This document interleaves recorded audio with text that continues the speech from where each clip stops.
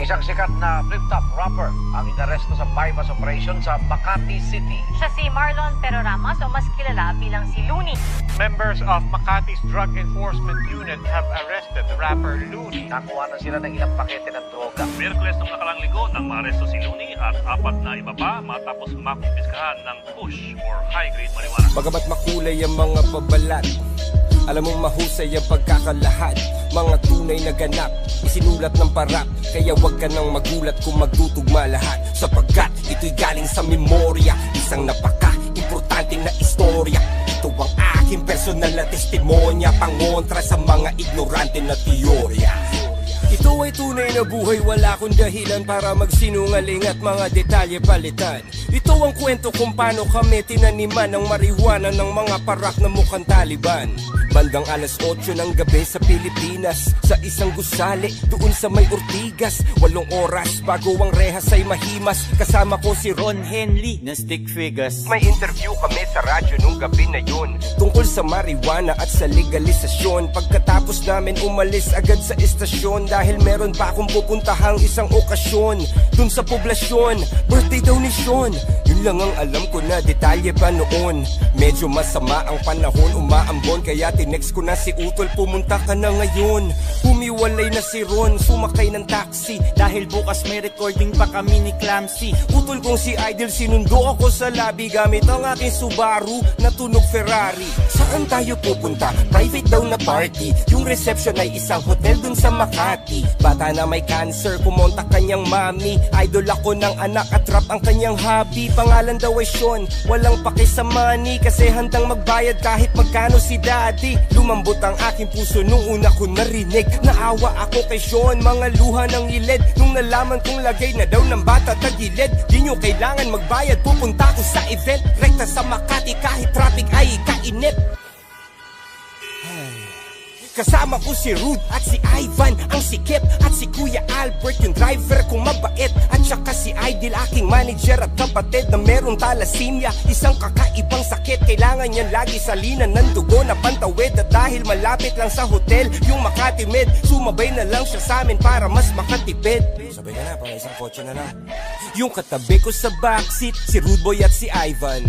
Documentation, security at hype man. Balay siksikan kami sa aking chikot. Wag malikot! Tatlo kaming mga lalaki sa likod. Pagdating sa Makati, sakto lang yung timing. Nag-text na rin yung mami at nagsabing nag-start na daw yung party, sa basement daw yung parking. Salamat sa pagpunta, pasok lang kayo darling. Pagbaba ng kotse, hinanap ko yung main floor. May nagpalitrato sa tabi ng elevator. Idol, pwede favor, baka pwede magpa-picture, kasi idol na idol ka talaga ng anak ko na grade 4. Nag-selfie kaming dalawa sa kanyang razor, tapos tinutok sa akin yung baril ni Terminator. Pero bilang narrator, lagyan natin ng flavor para di masyadong halata yung trauma ko na major.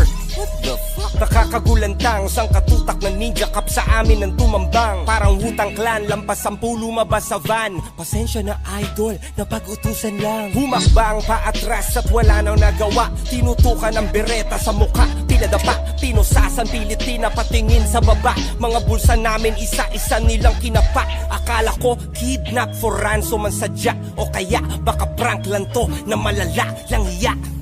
Dapa! Kamay sa likod, sa baba! Dapa, sabi!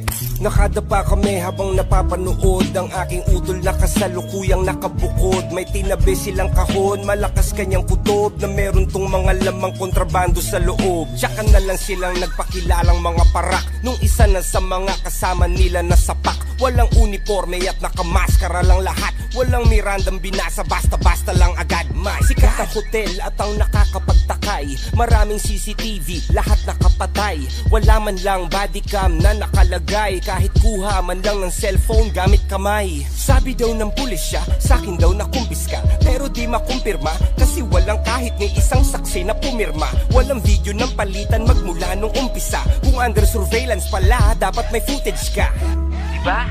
Kung under surveillance pala, dapat may footage na. Kung normal na tao, nagva-viral pag nahuli siya, paano na lang kaya kung si Looney pa? Nung nasagot ko yung pideya at aking kinundina, mga ulo nila biglang nagkaroon ng bumbilya. Para ma-promote sa pwesto ako ang pinuntirya ng mga ninja cops na gustong magbida-bida.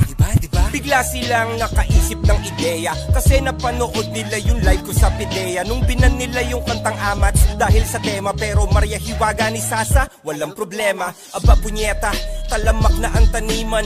Bypass daw kaso bakit parang madalian? Di ba dapat pinaghahandaan yan at kalimitan? Minaman-mana ng malayuan malapitan. May mga kamera na nakatago sa pagitan, kaya medyo weirdo kasi walang video ng palitan. Akala ko ba bypass to na malakihan? Nakakapagtaka lang kaibigan. Gusto mong maintindihan at mabatid? Gamitin mo lang ang sentido kumon kapatid. Para sa 100,000 magpapakaastig, kayang-kaya ko yung kitain ng triple 1 gig. At kung pusher man ako ng sinasabi nilang weed, bakit naman ako pa mismo maghahatid? Ni hindi nga ako lumalabas ng bahay tsaka B. Hira mo makita sa kalsada tumawid. At bakit ako magbebenta sa di ko kakilala? Kung sa eksena ko ay maraming nagmamariwana, bakit ko papahirapan ang sarili ko habang sinusugal ang karerang matagal kong pinagsikapan? Bakit isasama ko pa yung kapatid kong may karamdaman at kameraman para mag-vlog ng kaganapan? Walang saysay na mga paratang pawang haka-haka lamang para pangalan ko ay urakan. Alam ko meron akong mga paa na natapakan, ngunit di ko yun sinasadya. Ako ay tao lamang, pinaglaban lang ang paglikha ng merong kalayaan. At kung yun ay masama, yun lang ang aking kasalanan.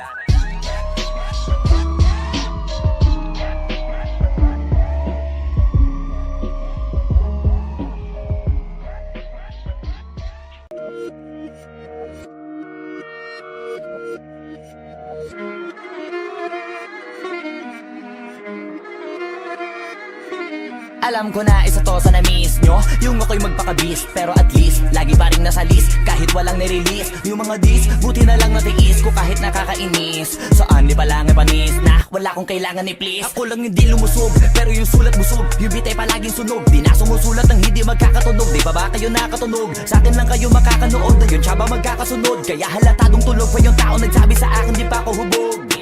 Tapos sila mga lyrics, may kasamang kulog. Mga ugok-ugok, magkakasabay na bulok. Di kami yung dahilan kung bakit di na kayo patok.